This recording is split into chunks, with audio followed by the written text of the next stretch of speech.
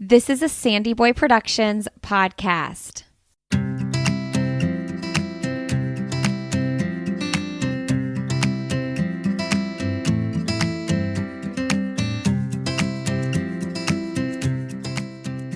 Welcome to the Urban Pharmacy Podcast, where we help women remove the overwhelm of living their most holistic life. This is the place to find evidence-based nutrition tactics, healthy lifestyle and wellness tips, abundance mindset, and easily implementable low-tox living strategies so you can rise up to your full potential and protect your family's health. I'm your host, Stacey, certified holistic nutritionist and better living advocate. Now, let's get empowered with some simple swaps that make a big impact for optimal wellness.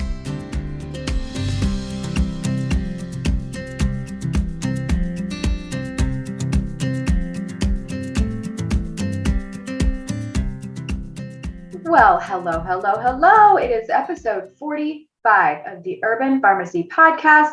Today is a solo episode with yours truly, and I am talking about Christmas trees. It's the season to put those Christmas trees up if you celebrate in that way. And let me tell you, ever since last year, I just decided that life was too short, and I started Christmas decorating with my tree in October. So you can go ahead and call me one of those crazy people, but that is who I am. And I don't really foresee that changing in any way, shape, or form in the future because Christmas trees bring me joy. And especially after we bought the one that we bought. And I'm going to tell you a little bit more about that in this episode today. But what I want to help you understand today, my friend, is that artificial or real Christmas tree, what is the best non-toxic solution, right? Because this brand, Urban Pharmacy, is all about that low tox life, healthy living, wellness. And did you ever think about your Christmas tree and how that could affect your health? Maybe you didn't, right? So I want to unfold and unveil a few truths and how you can find something that is safe and fits your family. So first up, I want to talk about PVCs in artificial Christmas trees and artificial Christmas tree safety. So can an artificial Christmas tree be a good option for a non-toxic Christmas tree? That's the question. Artificial Christmas trees are normally made of PVC, which stands for polyvinyl chloride. PVC is a type of plastic made of vinyl chloride that has been classified as carcinogenic, meaning cancer-causing, to humans by the International Agency for Research on Cancer. Also, please know that PVC is anywhere, including construction pipes, so many children's toys, medical devices, car interiors, and there's a lot of places that you can find PVC, which is why controlling the controllable, which I say all the time to my clients, is important. We need to control the controllable. And our Christmas tree is one of those controllables. So if you're anything like me and have had the tree up starting late October, which is like right now when you're listening to this episode, through Christmas, it's important to have a safer option, right? So in addition to cancer concerns with PVC, it can contain harmful additives to impart certain characteristics on plastic and artificial fir Christmas trees. And these additives may include lead and phthalates. Phthalates, which we know could be hormone disruptors, carcinogenic. And then we also have lead, which is linked to neurotoxicity and cancer. And again, phthalates linked to that hormone disruption and cancer. So we don't need any of that in our life. I think we can all agree. So how are we going to control this? How are we going to understand more? Well, in the state of California, they require that Christmas trees that contain PVC carry a warning label with them about lead. It's probably under Prop 65, right? It's really hard to call an artificial Christmas tree safe. So that's just the fact of the matter here. And another thing that we find in artificial Christmas trees are flame retardants. Okay. And I'm not saying any of this to scare you. I just want you to know, because this is important so that you can make a safer purchasing decision in the future. But anyways, in addition, there is a possibility that artificial Christmas trees may contain flame retardants. And flame retardants are persistent chemicals and have been found in human tissue, household dust, as well as other places in the environment, including soil, water, and a lot of them are in fish. And that is why I definitely don't suggest that people are eating fish on a normal basis, because of these environmental pollutants. They bioaccumulate in the water and in the fish and in our soil. So flame retardant chemicals are added to products including furniture, foam, electronics, children's toys, again, like I said, even children's clothing, even our clothing, and building insulation to meet flammability standards, even though, well, that's with the building insulation situation, but like with the flame retardants on apparel, like that is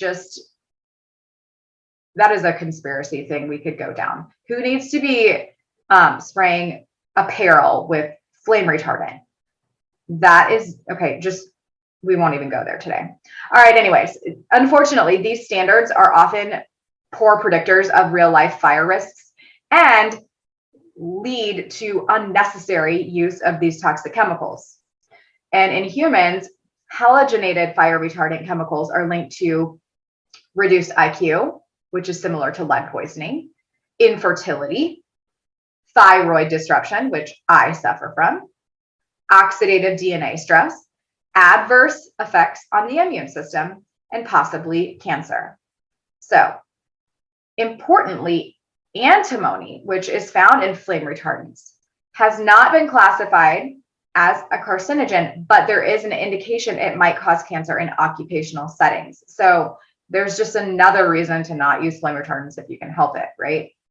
It's getting harder, basically, though, with the Christmas tree situation to call any artificial Christmas tree a non-toxic Christmas tree.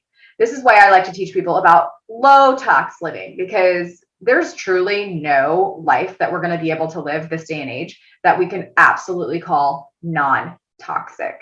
Unless you're living off the grid without any plastic in your life, growing your own food, pumping your own water from the earth, possibly even distilling it, wearing only organic materials on your body, clothing wise, like knitting your own clothing. I mean, it's just very hard to be a literal non-toxic person.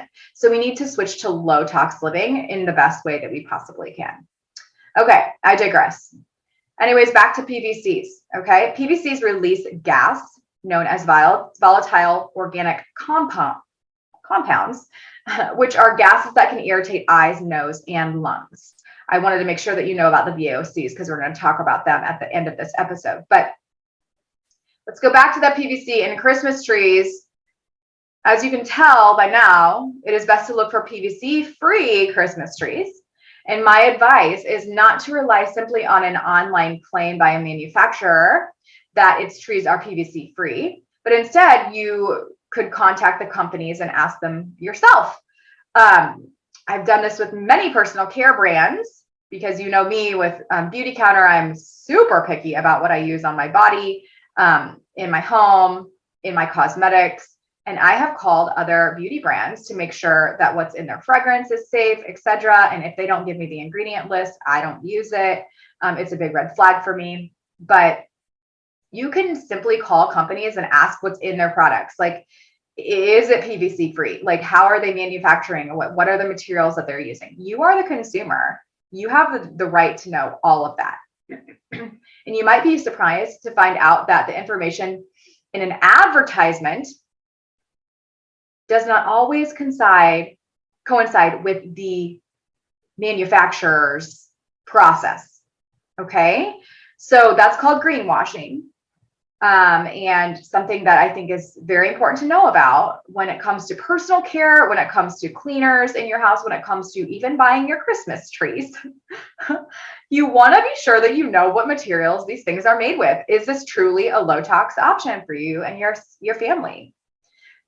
So In my experience, for some reason, this is particularly true with product descriptions that appear on Amazon. So you want to definitely do your research from Amazon products that you are buying, and they could possibly change over time, and descriptions may be outdated. For instance, here is a good example: Native deodorant. I used to use Native deodorant because it's a safer, non-toxic or low-tox solution to a problem that is very real, which is toxic deodorant. Why is deodorant toxic? Because it has fragrance in it. It has potentially aluminum if you're using an antiperspirant, which can be linked to cancer. We need to be using a safe deodorant. I now use Beauty Counter's deodorant. It's refillable. It's amazing. It does not have synthetic fragrances, et cetera, et cetera. But Native changed their formulation. And I was buying my Native deodorant on Amazon for a while, and I did not know that they had gotten bought out by a larger company. They started using synthetic fragrance, which can be chock full of undisclosed toxic, cancer-causing, hormone-disrupting ingredients under that one-word fragrance. And they had not updated their description on the website, but I turned the label around one day and I saw that there was fragrance in it because I was getting an irritation underneath my armpits. And I'm like, what's happening? Like, this is the same deodorant it used to be, right? But it wasn't. So anyway, just be wary of what you're buying on Amazon and really anywhere. But the question is, are PVC-free trees safe? I mean, and do they even exist?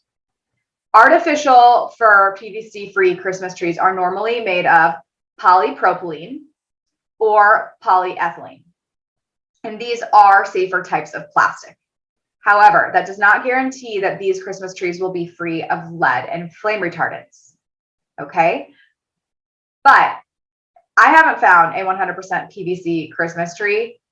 However, I did find Balsam Hill artificial Christmas trees. And up until a few years ago, I was a real life Christmas tree girl. And not to say that I might not have one when it comes December in my house, in addition to my now artificial Christmas tree. But this artificial Christmas tree that I bought is 14 feet tall, and it's absolutely gorgeous, and I'm obsessed with it. And the ones from Balsam Hill are 64% polyethylene, which is a much lower percentage of PVC than most artificial Christmas trees. So I highly suggest that you head on over to Balsam Hill and grab yourself a Christmas tree if you are due for a new artificial one.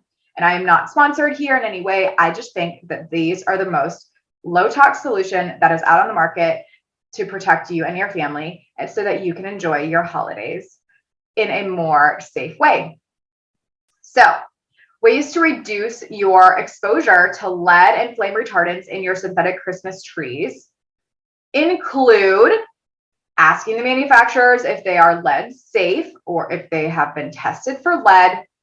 And then as for flame retardants, please contact the manufacturers and ask them if they have been spraying their Christmas trees with flame retardants.